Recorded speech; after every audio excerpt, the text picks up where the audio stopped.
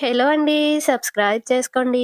ఈరోజు సీరియల్‌లో సుశీలమ్మ సిగ్గుపడతా ఉంటే వాళ్ళ ఇంట్లో వాళ్ళందరూ నవ్వుతా ఉంటారు. బాలు కూడా సుశీలమ్మ కొంగు పట్టుకొని సిగ్గుపడతా ఉంటాడు. అప్పుడు సుశీలమ్మ ఫ్రెండ్ అయిన సత్య అనే ఆవిడ, "ఒరేయ్ అబ్బాయి, ఆ శారీని చించింది చాల్లే గానీ వెళ్ళి ఆ ముసలాయన్ని తీసుకురా. ఏదైనా తగిలి పడిపోతాడు" అని అనగానే బాలు సుశీలమ్మని దొంగ అని చెప్పి అక్కడి నుండి ఎళ్తాడు. సుశీలమ్మ "ఛీ పోరా" అని అంటా ఉంటది. వెళ్ళి ఆ గోపాలం అనే అతన్ని తీసుకొస్తాడు బాలు లోపలికి. మీనా వీడియో తీస్తా ఉంటది. సుశీలమ్మేమో ఆ గోపాలాన్ని చూసి తలదించుకొని ఎత్తనే ఎత్తదు. సిగ్గుపడతా ఉంటది. ఇంట్లో వాళ్ళందరూ నవ్వుతా ఉంటారు. ప్రభావతితో సహా. సుశీలమ్మేమో ఏంటే ఈ వయసులో గూడా అలా చూస్తున్నాడు అని సిగ్గుపడుతూ ఉంటది.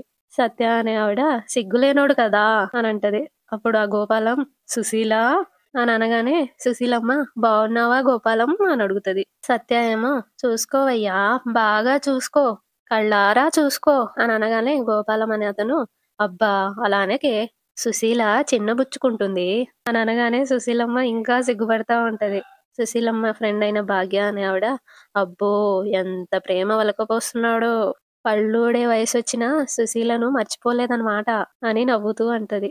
అప్పుడు గోపాలం జీవితంలో ఒక్కసారైనా సుశీలను చూస్తాను అనుకోలేదు అని అనగానే సుశీల సిగ్గుపడతా ఉంటే కామాక్షి ప్రభావతి దగ్గరికెళ్ళి అవ్వా విన్నావా వదినా అని అంటది. అప్పుడు ప్రభావతి వింటూనే ఉంటున్నాను అని అంటది. సత్య అనే ఆవిడ వీళ్ళని ఇలాగే వదిలేస్తే పార్కుకెళ్ళి పాట పాడుకునేలా ఉన్నారు అని అనగానే సుశీలమ్మ పోవే అని అంటది. అందరూ నవ్వుతా ఉంటారు. మీనా ఏమో వీడియో తీస్తా ఉంటది. శృతి ఏమో నేను ఎక్సైట్మెంట్‌తో చచ్చిపోతున్నాను. అసలు గోపాలం తాత మా గ్రానీని ఎలా లవ్ చేశారో చెప్తారా అని అడిగేసరికి సత్య అనే ఆవిడ చెప్తాం, మా చిన్నప్పటి ఆటలు పాటలు అన్నీ చెప్తాం అని గతంలో జరిగే సీన్ మొత్తం చూపిస్తారు.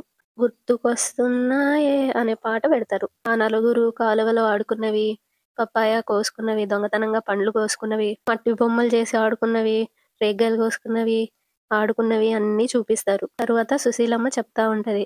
అందరిలో నాకు సత్య అంటే ఇష్టం. సత్యకి నేనంటే చాలా ఇష్టం. ఇద్దరం ప్రాణానికి ప్రాణంగా ఉండేవాళ్ళం అని అంటా ఉంటే గతంలో జరిగిన సీన్స్ చూపిస్తా ఉంటారు. అందులో సుశీలమ్మ అవునే సత్య మీ అక్కకు పెళ్ళంట కదా అని అనగానే సత్య అవునే పెళ్ళైతే మా అక్క బావతో పాటు నెల్లూరు వెళ్ళిపోతుందంట అని అంటది. అప్పుడు సుశీలమ్మ నీకు పెళ్ళైతే రేపు నువ్వు ఏదో ఒక ఊరు వెళ్ళిపోవాలి కదా అని అంటా ఉంటే సత్య ఏమో అవునా అప్పుడు నువ్వు రావా అని అడుగుతది. అప్పుడు సుశీలమ్మ నేనెలా వస్తానే అప్పుడు నాకు పెళ్ళవుతుంది, నేను ఏదో ఒక ఊరు వెళ్ళిపోతాను అని అనగానే సత్య అనే అమ్మాయి అమ్మో మనం వేరే వేరే ఊర్లలో ఉండాలా, నిన్ను వదిలిపెట్టి ఎలా ఉండాలి అని అంటా ఉంటే సుశీలమ్మ అప్పుడు ఇద్దరం కలిసి ఒకళ్ళనే పెళ్లి చేసుకోవాలి అని అంటది. వెంటనే సత్య నువ్వు సరే అంటే నేను మా అమ్మని అడుగుతానే ఇద్దరిని ఒకళ్ళకే ఇచ్చి పెళ్లి చేయమని అని అనగానే సుశీలమ్మ ఆ అని నవ్వుతది. సత్య కూడా నవ్వుతది. ఇద్దరు నవ్వుకుంటారు. ఆ సీన్ చూపిస్తారు. తర్వాత అందరి ముందు సత్య అనే ఆవిడ గోపాలంని నీకు నాకు పెళ్ళెలా జరిగిందో అందరికీ చెప్పు అని అడుగుతది. అప్పుడు గోపాలం అందరూ ఉన్నారు బాగోదేమో అని అంటా ఉంటే ప్రభావతి ఇంతదాకా వచ్చాక అది మాత్రం దాచడం ఎందుకులేండి, అది కూడా చెప్పండి అని అడుగుతది. అప్పుడు గోపాలం నేనేమో సుశీలతో ఎలాగైనా మాట్లాడాలి అనుకునేవాణ్ణి అని ఎప్పుడు చూసినా ఈ కోతి ముఖంతోటే తిరిగేది అని అనగానే భాగ్య అనే ఆవిడ ఒరే గోపి మొట్టికాయలు పడతాయి కోతి మొక్క ఏంట్రా కోతి మొక్క అని అంటది. అప్పుడు గోపాలం సుశీలతో మాట్లాడే అవకాశం దొరకలేదు. చివరికి ధైర్యం చేసి ఒకరోజు సుశీల బ్యాగే కదా అని ఒకరోజు నా ప్రేమ లేఖని ఆ బ్యాగ్ లో పెడితే ఈ సత్య నా పెళ్ళామైంది అని అంటాడు. అందరు నవ్వుతారు. ఈ సత్య పుస్తకం ఉంటుందని తెలియక అందులో ప్రేమలేఖ పెట్టాను. అది చదివిన మా వాళ్ళు మరదలే కదా అని మా పెళ్లి చేశారు అని అంటా ఉంటే సత్య అనే ఆవిడ ఈ ముక్క ఈ ముదనష్టపోడు ఎప్పుడు చెప్పాడనుకున్నావు, ఏదో పెద్ద ఘనకార్యం చేసినట్టు మా శోభనం రోజు చెప్పాడు అంతే, 10 ఏళ్ళు మాకు శోభనమే జరగలేదు అని అంటది. అందరు నవ్వుతా ఉంటారు. అప్పుడు సుశీలమ్మ ఏయ్ అవన్నీ చెప్తావేంటే ఊరుకో అని అంటది. వెంటనే కామాక్షి మరి మీ ఆయన ప్రేమించిన మనిషి దగ్గరికి మీరే ధైర్యంగా తీసుకొచ్చారు అని అంటా ఉంటే సత్య అనే ఆవిడ ఈ వయసులో డ్యూయెట్లు పాడతాడా ఏంటి అంటది. మళ్ళీ అందరు నవ్వుతారు. సుశీలమ్మ నిజం చెప్తున్నాను, గోపాలం నన్ను చూడట్లేదు అనుకునేదాన్ని, నిన్నే చూస్తున్నాడు అనుకొని ఉడుక్కొని చచ్చేదాన్ని అని అనగానే అందరు నవ్వుతా ఉంటారు. సుశీలమ్మ నవ్వుతూ నవ్వుతూ ఏడుపు స్టార్ట్ చేస్తది. అప్పుడు బాలు ఇంట్లో వాళ్ళందరూ అమ్మ సుశీలమ్మ గ్రాని బామ్మ అని అంటా ఉంటారు. అప్పుడు సుశీలమ్మ ఏం లేదు, ఏం లేదు అని కళ్ళజోడు తీసి కళ్ళు తుడుచుకొని, నా మనవడు నాకు బాల్యాన్ని దోసిట్లో తెచ్చి నాకు బహుమతిగా ఇచ్చాడు. ఎంతమంది నేస్తాలు చిన్నప్పుడే దూరమై ఒక్కసారి జీవితంలో కలిసి ఆ జ్ఞాపకాలు కలబోసుకుంటే బాగుండు అని అనుకుంటాం కదా! ఆ కల నాకు ఇవాళ ఇలా నిజమైంది అని బాధపడుతూ అంటా ఉంటే వాళ్ళ స్నేహితురాళ్ళు ఎళ్లి కౌగిలించుకుంటారు. అందరూ హ్యాపీ అయితారు. నాకు ఇంత అపురూపమైన వరం నాకీ 75 ఏళ్ల వయసులో దొరికింది. పెళ్ళిళ్ళ పేరుతో నగరాలకో, దేశాంతరాలకో వలస వెళ్ళిపోయే మిత్రులంతా ఒకసారి మళ్ళీ కలుసుకుంటే ఆ సంతృప్తి అంతా ఇంతా కాదు అనంటా ఉంటే సత్య అనే ఆవిడ, అవును మనందరికీ ఈ శేష జీవితంలో నెమరేసుకోవడానికి నీ పుట్టినరోజే వేడుకయిందే అనంటది. భాగ్య అనే ఆవిడ కూడా, నిజంగా నాకు ఎంత సంతోషంగా ఉందో మాటల్లో చెప్పలేను సుసి అనంటా ఉంటే రాజీ అనే ఆవిడ, నాకైతే ఒక వారం రోజుల పాటు మనమంతా కలిసి గోవా ట్రిప్‌కో వెళ్ళాలనుంది అననగానే మళ్ళీ అందరూ నవ్వుతారు. బాలు ఏమో, బామ్మ మీ అందరికీ ఇంకో సర్ప్రైజ్ ఉంది ఉండండి అని బయటికెళ్తాడు. రంగురంగుల కళ్ళజోళ్ళు తీసుకొచ్చి అందరికీ ఇస్తాడు. పీచు మిఠాయిలు గూడా అందరికీ ఇస్తాడు. అప్పుడు సుశీలమ్మ, పీచు మిఠాయే మనకు చాలా ఇష్టం కదా అని అంటా ఉంటే వాళ్ళ స్నేహితురాళ్ళు గూడా అంటా ఉంటారు. అందరు స్పెట్స్ పెట్టుకొని పీచు మిఠాయిలు తింటా ఉంటే శృతి ఏమో ఒక్క నిమిషం అని ఎళ్లి అందరూ సెల్ఫీ తీసుకుందాం అని అంటది. సెల్ఫీ తీస్తా ఉంటే అందరూ చూడండే అని సుశీలమ్మ అంటది. అందరూ చూస్తారు.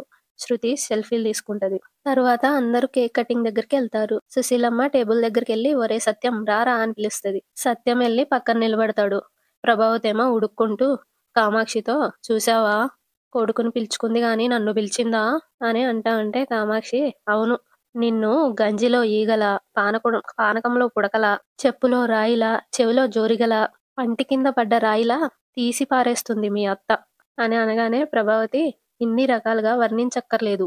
పట్టించుకోవట్లేదు అను చాలు అని అంటా ఉంటే కామాక్షి, అవును పనికిమాలిన దాన్ని పట్టించుకోనట్టు పట్టించుకోవట్లేదు వదినా అని అనగానే ప్రభావతి, ఆవిడ పట్టించుకోని దానికంటే నీ చురకలే చండాలంగా ఉన్నాయి అనంటది. అప్పుడు కామాక్షి, ఆవిడ సంతోషంగా ఉంది.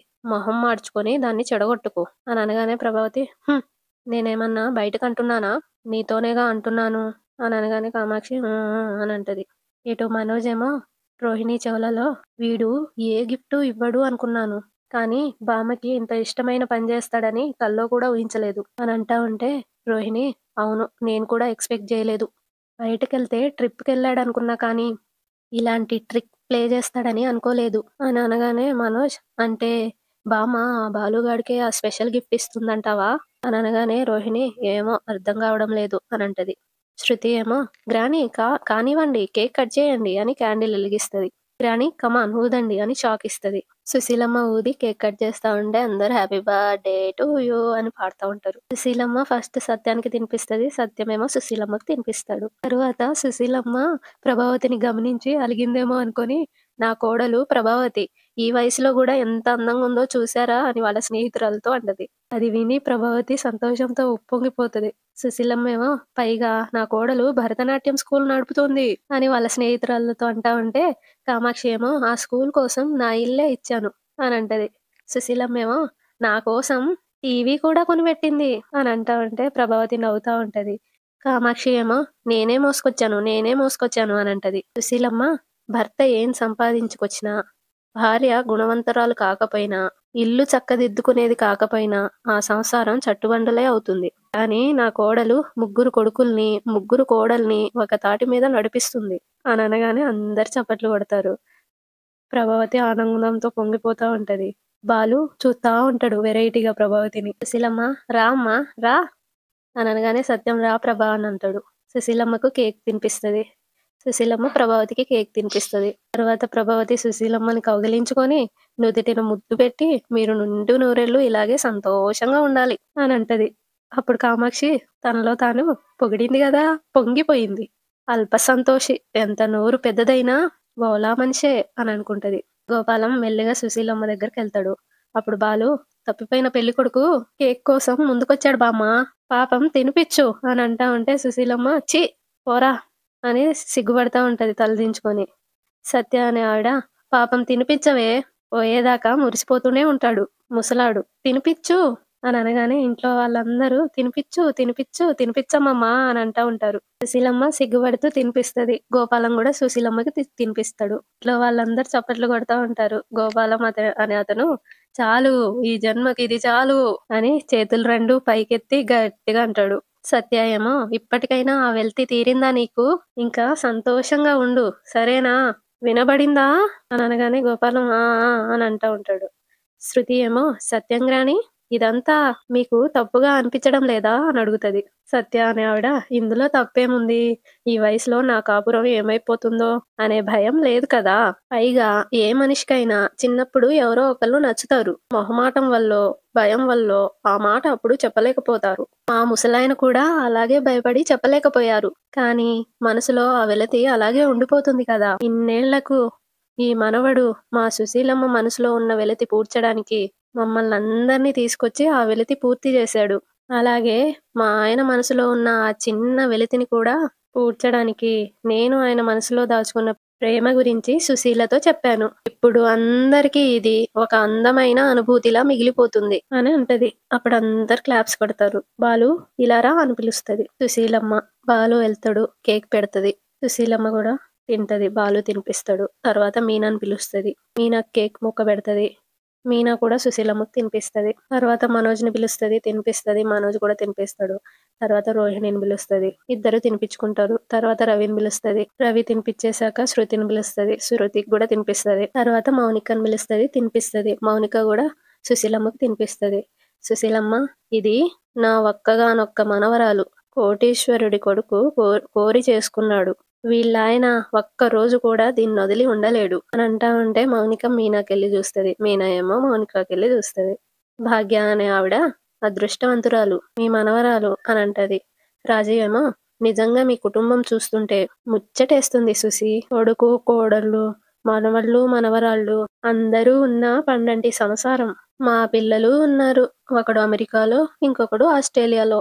వీడియో కాల్ చేయడానికి కూడా వీలు కానంత బిజీలో ఉంటారు. కానీ నీ ముగ్గురు మనవళ్ళు నీకోసం ఇంత ఏర్పాటు చేసి నిన్ను సంతోషపెట్టారు. వాళ్ళకి తగిన భార్యలు దొరికారు అని అంటది. అప్పుడు సుశీలమ్మ అవును 75 ఏళ్ళు శుభ్రంగా నేను ఏ రోగం రోస్టు లేకుండా ఉన్నానంటే ఇది వీళ్ళని చూసుకునే కదా అని అంటా ఉంటే మనోజ్ బామ్మ నీ మనసుకు నచ్చిన గిఫ్ట్ ఇస్తే నువ్వేదో స్పెషల్ గిఫ్ట్ ఇస్తా అని అన్నావు కదా అదేంటి ఎవరికి ఇవ్వబోతున్నావు బామ్మ అని అడుగుతాడు. అప్పుడు బాలు ఇందాకటి నుంచి నువ్విచ్చే గిఫ్ట్ మీదే వాడి దృష్టి అని అనగానే సుశీలమ్మ అవునరా అందరూ నాకు రకరకాల బహుమతులు ఇచ్చారు. నా కొడుకు అమ్మవారి చీర తెచ్చిచ్చాడు. ఎంతో అదృష్టం ఉంటే తప్ప అమ్మవారి చీర దొరకదు కదా. నా కోడలు పెద్ద టీవీ బహుమతిగా ఇచ్చింది అని అంటా ఉంటే కామాక్షి ఏమో నేనే మోసుకొచ్చాను పిన్ని గారు నేనే మోసుకొచ్చాను అని అంటది. ప్రభావతి అయ్యో అని అనుకుంటది. సత్య అనే ఆవిడ ఇందాకటి నుండి చూస్తున్నాను ఆ టీవీ నేనే మోసుకొచ్చాను అని అంటున్నావు. ఇన్ని నగలు వేసుకున్నావు చేసేది కూలీ పనా అని అడుగుతది. అప్పుడు కామాక్షి ఆ ఇంత బతుకు బతికి చివరికి ఇలాంటి మాట అనిపించుకుంటున్నానేంటో దినా ఏదో స్నేహితురాలవని సాయం చేత్తేను అని అనగానే ప్రభావతి నవ్వుతది. సత్య ఏమో అలాగే చూస్తా ఉంటది. అప్పుడు సత్యం మా స్నేహితుడు రంగారావు భార్య అని అంటాడు. కామాక్షి నమస్కారం అండి నమస్కారం అని అందరితో అంటది. అప్పుడు సత్య అనే ఆవిడ చూడమ్మా మోసుకొచ్చాను అని ఇంకోసారి మాట్లాడకు అని అనగానే కామాక్షి ఆహా చచ్చినా మాట్లాడను అని అంటది. ఇక సత్య అనే ఆవిడ నవ్వుతది. అందరు నవ్వుతారు. సుశీలమ్మేమో వాడు మా మనోజ్ గాడు ఇదిగో ఈ నవరత్నమాల బహుమతిగా ఇచ్చాడు. వాడి భార్య రోహిణి నాకు మేకప్ వేసింది అని అనగానే మనోజ్ కాలర్ ఎగిరేసుకుంటూ దర్జాగా చూస్తాడు. రోహిణి నవ్వుతా ఉంటది. గోపాలం అనే ఆయన అందుకేనా ఈ వయసులో కూడా మెరిసిపోతుంది నీ మొహం అని అంటాడు.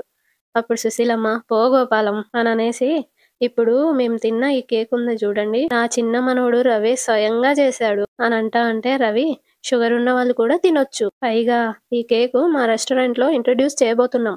దీనికి మా బామ్మ పేరే పెట్టాను అని అంటాడు. అందరు క్లాప్స్ కొడతారు. ఇక వాడి పెళ్ళాం శృతి సినిమాలకు సీరియళ్లకు డబ్బింగ్ చెప్తుంది. నా పుట్టినరోజు కానుకగా మంచి సెల్ ఫోన్ కొనిపెట్టింది. ఇక మీనా నా ముద్దుల మనవడి భార్య నా ముద్దుల మనవరాలు పొద్దుటి నుండి నా 75వ పుట్టినరోజు అని చెప్పి వీడియో తీస్తూనే ఉంది. ఇది నాకు పంపిస్తుందంట. ఈ వీడియోలో మీరంతా ఉంటారు. ఈ ముచ్చట్లు ఈ జ్ఞాపకాలు అన్నీ ఉంటాయి. ఎంత మంచి కానుక ఇది అని అంటా ఉంటే రాజీ అనే ఆవిడ, అవును అందరం ఎక్కడెక్కడో ఉంటాం. కానీ ఈ వీడియో చూస్తేనే గుర్తొస్తూ ఉంటావు అని అంటది. అప్పుడు సుశీలమ్మ, వాడు నా మనవడు బాలు. వాడు నా దగ్గరే పెరిగాడు. బుద్ధిమంతుడు. నా కొడుకు సత్యాన్ని అందరికన్నా ఎక్కువ ప్రేమగా చూసుకుంటాడు. మిమ్మల్నందరినీ ఒక్కచోట చేర్చి నేను జీవితంలో మర్చిపోలేని పండగలా మార్చాడు అని అంటా ఉంటే ప్రభావతి, ఇంతకీ ఆ బహుమతి మాలో ఎవరికిస్తున్నారో చెప్పండి అత్తయ్య అని అంటది. అప్పుడు సుశీలమ్మ, అక్కడికే వస్తున్నా అని ఆ బహుమతి టేబుల్ మీద ఉంటే తీసుకొని, ఇది తరతరాలుగా మా వంశ గౌరవానికి గుర్తుగా వస్తూ ఉంది. మా అత్తగారు నాకిచ్చారు. ఈ తరంలో నా మనసుకి నచ్చిన బహుమతి తెచ్చిన వాళ్ళకి ఇస్తానని చెప్పాను. నిజంగా ఈరోజు నా మనసుకి నచ్చిన బహుమతి దొరికింది. ఆ బహుమతి మా బాలుగాడే ఇచ్చాడు అని అనగానే అందరూ సంతోషిస్తారు. మనోజ్ ఇంకా ప్రభావతి తప్ప. సత్యమేమో, అవునమ్మా ఈ బహుమతి వాడికే చెందాలి అని అంటా ఉంటే బాలు, అయ్యో షీలా డార్లింగ్, నేను నీకేం బహుమతి ఇచ్చాను అని అడుగుతాడు. అప్పుడు సుశీలమ్మ, నా బాల్యాన్ని నాకు బహుమతిగా ఇచ్చావురా, అంతకన్నా ఇంకేం కావాలరా అని అంటది. అప్పుడు సత్యం, అవునరా, మా అమ్మ ఇంత సంతోషంగా ఎప్పుడూ లేదు అని అంటా ఉంటే సుశీలమ్మ, డబ్బుతో కొనలేనిది, ఎంత ఐశ్వర్యం ఉన్నా దొరకనిది స్నేహం. ఆ స్నేహితులందరినీ తీసుకొచ్చి ఒక్క చోట చేర్చి నా మనసుకు ఎన్నడూ లేనంత సంతోషాన్ని తృప్తిని ఇచ్చావు అని అంటది. అంతటితో ఈరోజు ఎపిసోడ్ అయిపోతుంది. రేపటి ఎపిసోడ్లో బాలు ఈ తల్లి కొడుకులు వేసిన తైతక్కలు బయట పెట్టడానికి 2 రోజుల నుండి నా చేతిని నా నోటిని నేను కట్టి పడేసుకున్నా అని అనగానే సత్యం ప్రభావతి వైపు చూస్తాడు. రవి ఏమో, మళ్ళీ ఏం చేశారు వీళ్ళిద్దరూ అని అడుగుతాడు. మీనా ఆ నగల్ని టేబుల్ మీద పెట్టి బంగారు నగలు మార్చేసి గిల్ట్ నగలు పెట్టారు అని అంటది. అందరూ షాక్ అవుతారు. కానీ నాకు తిరిగిచ్చేటప్పుడు మాత్రం గోల్డ్ కవరింగ్ నగలు తీసుకొచ్చి ఇచ్చారు అని మీనా అంటా ఉంటే బాలు ఏమో, నాన్న బామ్మ పుట్టినరోజు నాడు నీ మొహంలో ఉన్న సంతోషం చూసి అది పాడు చేయడం ఇష్టం లేక నాలో నేనే గింజుకొని చచ్చాను అని అనగానే సత్యం ప్రభావతితో, నా ముందే ఆ నగలు ఇవ్వేనని చెప్పి నా ముందే తీసుకొచ్చి పెట్టావు. ఈ మధ్యలో ఏం జరిగింది అని అడుగుతా ఉంటాడు. అంతటితో ఎపిసోడ్ అయిపోతుంది. సబ్స్క్రైబ్ చేసుకోండి.